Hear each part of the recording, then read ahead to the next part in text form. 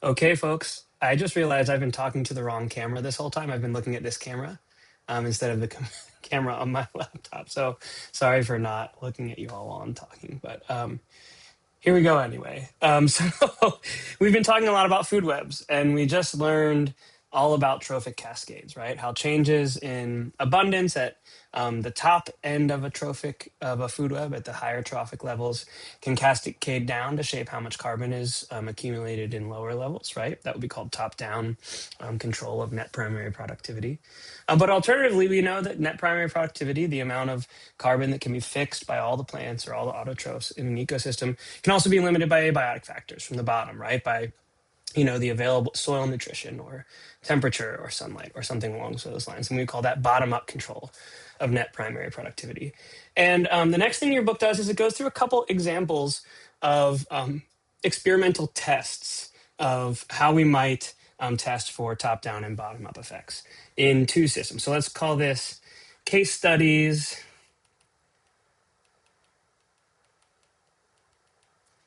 in top-down or bottom-up effects. And the first one they talk about is in an aquatic ecosystem in New Zealand or Australia, I can't remember, one of the oceanic countries down there, where brown trout have been introduced. So brown trout are native not to Australia and New Zealand, so they were introduced. And the authors thought that this might be causing top-down changes in the amount of net primary productivity in streams. And so the experimental design here is so cool. So imagine there's a stream, right? We have a stream going along. And in these streams, we have both brown trout and I think they call them Galaxia. Let's look at that. We should learn the actual name of these because it's such a cool idea. I think they're called Galaxia. Let me get the actual name of these. Galaxia. Let me find it for you guys. Yeah, Galaxias. Let's put GA, right? And they co-occur, and Galaxias are the native fish species here, and they are predatory. They eat stream invertebrates like brown trout. And the authors along these streams created replicate PVC mesocosms. That's an idea I want you guys to know, mesocosms. And mesocosms are small controlled environments that we can do an experiment in.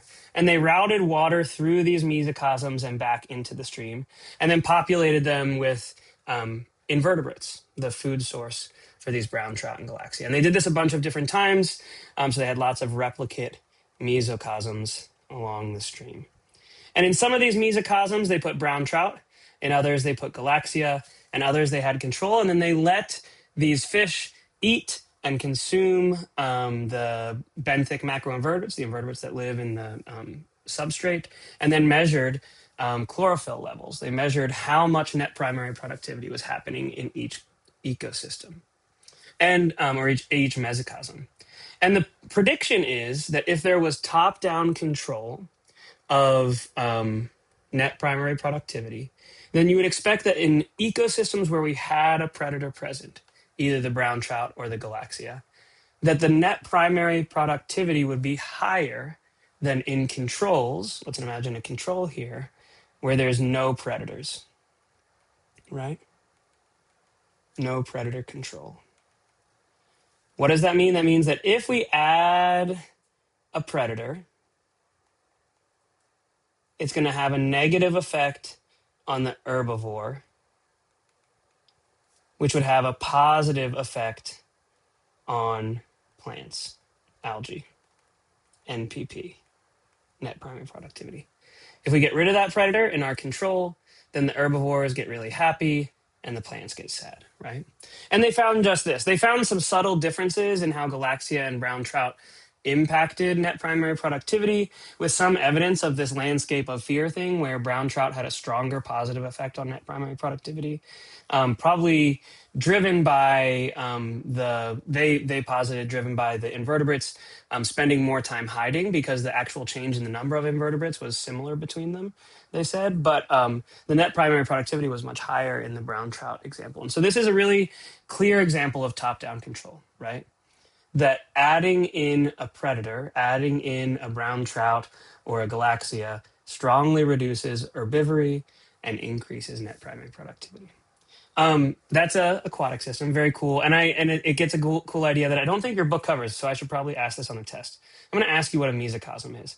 A mesocosm is a small, controlled environment in which we can manipulate important factors of interest, and it allows for replication and it allows for control. So the best parts of a mesocosm is it allows for replication and it allows for tight control of, for example, food webs.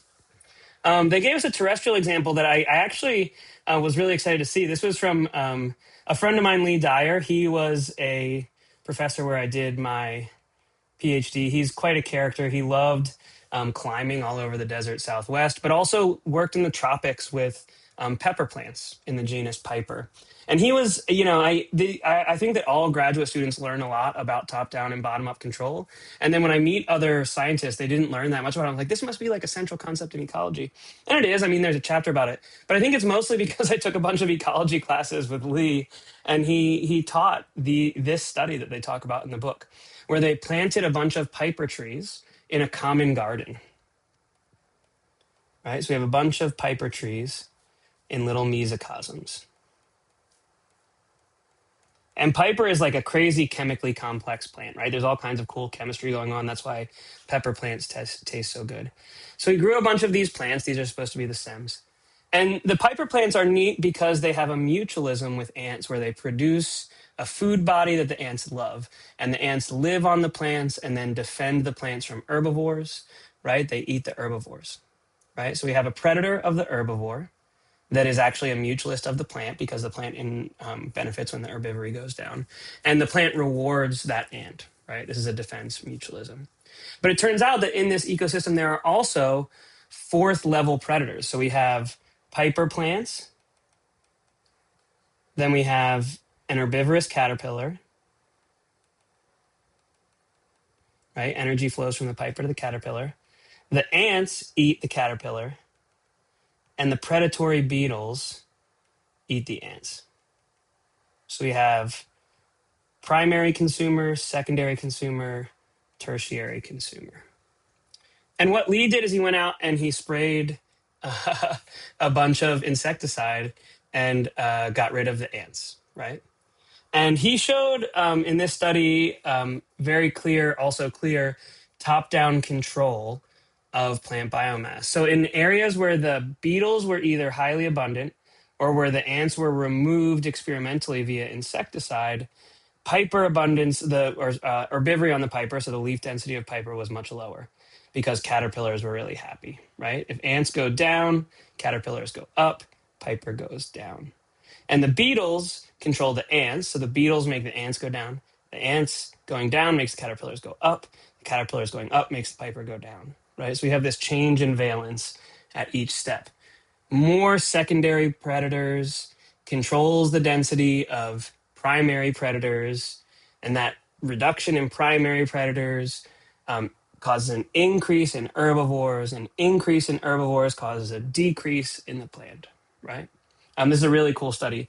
In Lee's case, they didn't manipulate in the book, the example they talk about in the book, they didn't manipulate light or nutrients to test for bottom up, but they did that later. And they also found bottom up forces. So when they add, for example, nutrients or sunlight in this case, I can't remember the exact thing they added in that Dyer and colleagues paper from 99, but they manipulated those bottom up forces and showed that was also at play too. And so these are really cool case studies. Like there is evidence that these trophic cascades happen and that they're really important. And so what you might be wondering now is, okay, I showed you an example of a 4 trophic level ecosystem and a 3 trophic level ecosystem. And that you can see that all kinds of complexity happens when we add a 4th trophic level, right? All kinds of complexity happens when we add secondary predators, right? Or the tertiary consumers. I know that's confusing, right? It's like calling it a secondary predator versus a tertiary consumer versus the 4th trophic level. All of those things can be confusing. But when we add a predator that eats predators, there's all kind of complex ecology that can happen, right? Because these beetles have all kinds of complex and maybe even nonlinear effects on the first predator. And those have all kinds of complex and nonlinear effects on the herbivore. And those have all kinds of complex and nonlinear effects on the plants. And so you might be wondering, like, why do some ecosystems have this predator. And in some cases, very rarely, we get up to a fifth trophic level. We could add a predator on the beetles, right? So maybe there is like a bird that eats the beetles. It's very rare that we add many more than that, than 5 trophic levels. So what determines how many trophic levels there are in an ecosystem, and how high they go, right? How many secondary, tertiary, quaternary, whatever after that predators there are, is largely driven by 3 main things. And your book covers these in nice depth. The first one, I guess we should make a little space here to draw. I didn't realize I was going to draw these examples so large. Let me shrink them down for you all. Press this, I go like that, I put it there. Nice, okay, done. The first thing that controls how many trophic levels,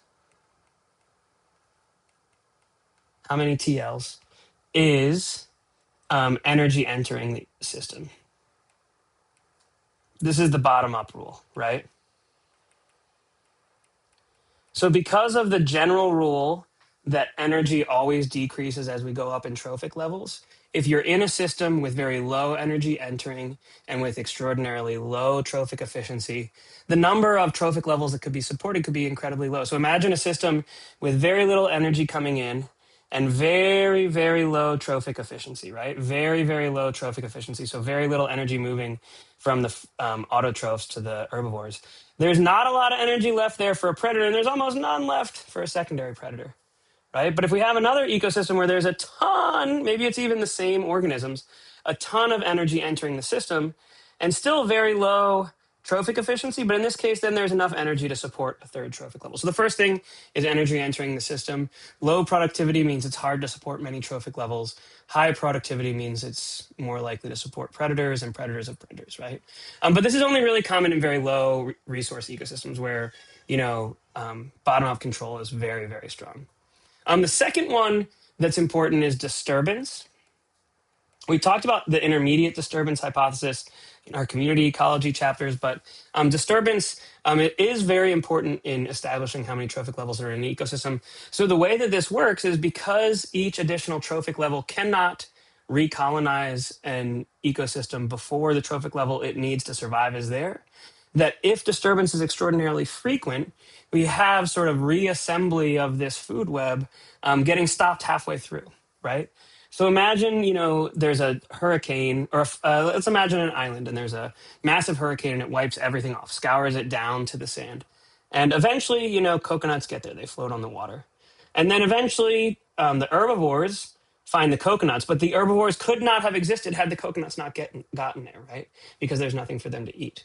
And then another hurricane comes through and totally scours the island, right? And then we get coconuts coming back, and then we get the herbivores, and maybe we even get a predatory wasp on the herbivore, but then a hurricane comes, right? And then we have recolonization, but then a hurricane comes. So if disturbance is extraordinarily frequent and dispersal is low, then we could expect that high disturbance would have sort of low numbers of trophic levels, right? And then the third one is ecosystem size. So we talk all about,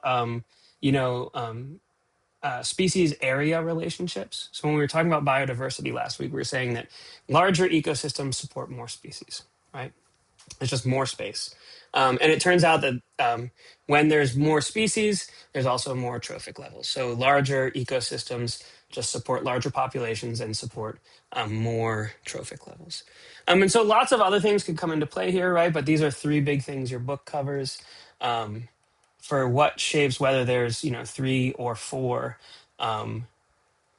trophic levels between our trout and Piper systems. And I want to talk through these 3 things in each of these case studies. So the first one, this is in the Neotropics. My bet is Panama, but I can't remember where Lee worked. But Piper is a neotropical understory shrub. The neotropics have extraordinarily high primary productivity, right? We learned this when we were talking about the biomes early on in the book. The temperature is warm. There's a ton of incident radiation because of the tilt of the earth. Photosynthesis can happen all year, and so net primary productivity is really high. right? That's the first thing. The other thing is we talked about the stability of these ecosystems in geologic timescales, but also disturbance can be relatively low in them, right? There's not like big forest fires in many of these tropical ecosystems. There are in some, but in many of these, especially the situation where Lee worked, there's not really frequent disturbance. And so that allows for the accumulation of high numbers of trophic levels. Alternatively, in these cold stream ecosystems, especially where brown trout live, a lot of the nutrition coming in is allochthonous, right? And cool. It's allochthonous and cool. So net primary productivity is already low, right? Like algae is not supporting a ton of biomass, especially in cool streams.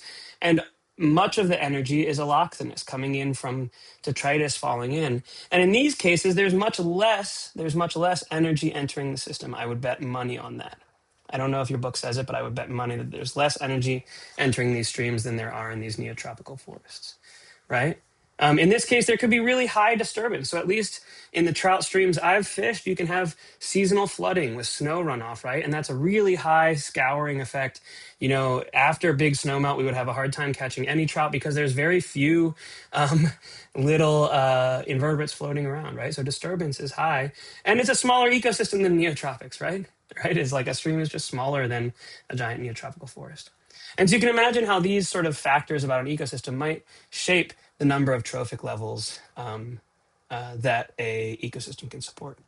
I would also, the last thing, I'm not going to go through it and draw the figure, but check out figure, what is it, 38 here, figure 2113. This walks you through sort of the addition of trophic levels, and it goes through the idea that like in some systems, you might be somewhere between 2 and 3 trophic levels, right?